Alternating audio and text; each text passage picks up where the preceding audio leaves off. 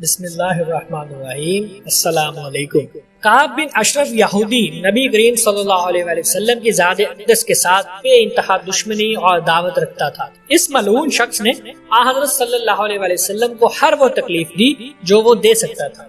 صحیح مسلم میں حضرت عمر رضی اللہ تعالیٰ عنہ سے روایت ہے، وہ کہتے ہیں میں نے جابر بن عبداللہ رضی اللہ تعالیٰ عنہ سے سنا، وہ فرماتے تھے کہ حضرت صلی اللہ علیہ وآلہ وسلم نے کعب بن اشرف کی شرارتوں سے تنگ آ کر فرمایا، کعب بن اشرف کو کون ٹھکانے لگائے گا، کیونکہ اس نے اللہ اور اس کے رسول کو بہت تکلیف دی ہے۔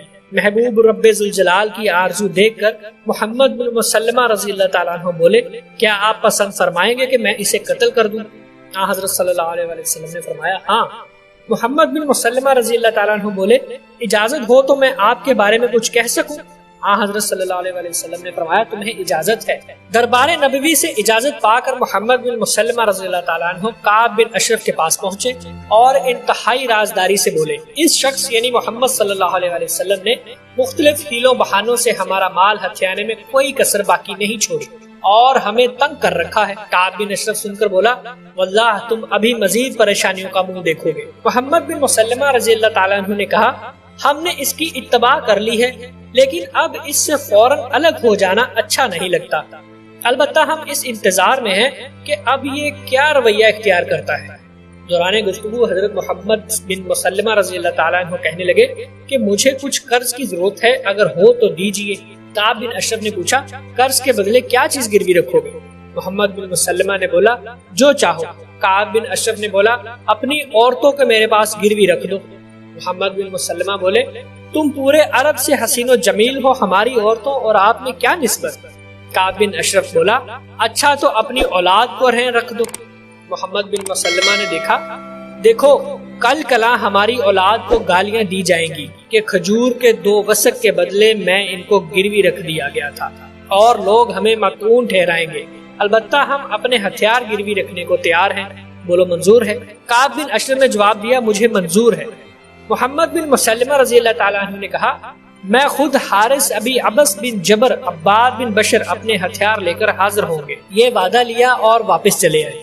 چنانچہ یہ لوگ وعدے کے مطابق رات کے وقت جب آئے تو کعب بن اشرف کی بیوی کہنے لگی کہ مجھے ان سے خون کی بو آ رہی ہے۔ کعب بن اشرف نے جواب دیا، گھبرانے کی کوئی بات نہیں، ان میں ایک محمد بن مسلمہ اور دوسرا ان کا رضائی بھائی ہے اور تیسرا ابو نائلہ ہے۔ دیکھو ہم لوگ اہل کرم لوگ ہیں، اگر شرفاء کو رات کے وقت بھی جنگ کے لیے بلایا جائے تو ہم اسے قبول کرتے ہیں۔ دوسری طرف محمد بن مسلمہ رضی اللہ تعالیٰ عنہ نے اپنے ساتھیوں سے کہا کہ دیکھو جب کعب بن اشرف آ جائے تو میں اس کے سر کو قابو کرنے کی کوشش کروں گا، میرا اشارہ پاتے ہی تم اسے قتل کر دینا۔ تھوڑی دیر نہ گزری تھی کہ کعب بن اشرف ایک چادر اڑے ہوئے آ گیا۔ محمد بن مسلمہ اور اس کے ساتھی کہنے لگے، کیا بات ہے، آج تمہارے سر سے بہترین خوشبو آ رہی ہے۔ کعب بن اشرف بولا، ہاں ٹھیک ہے، میرے نکاح میں فلاں عورت ہے جو اہل عرب میں بہترین خوشبو پسند کرتی ہے۔ محمد بن مسلمہ رضی اللہ تعالیٰ عنہ کہنے لگے، کیا میں خوشبو سونگھ سکتا ہوں؟ کعب بن اشرف بولا، کیوں نہیں۔ چنانچہ محمد بن مسلمہ رضی اللہ تعالیٰ عنہ نے اور ان کے ساتھیوں نے یکے بعد دیگرے اس کے سر سے خوشبو سونگھی۔ محمد بن مسلمہ رضی اللہ تعالیٰ عنہ کہنے لگے، اگر اجازت ہو تو ایک مرتبہ اور خوشبو سونگھ لوں۔ کعب نے اجازت دے دی۔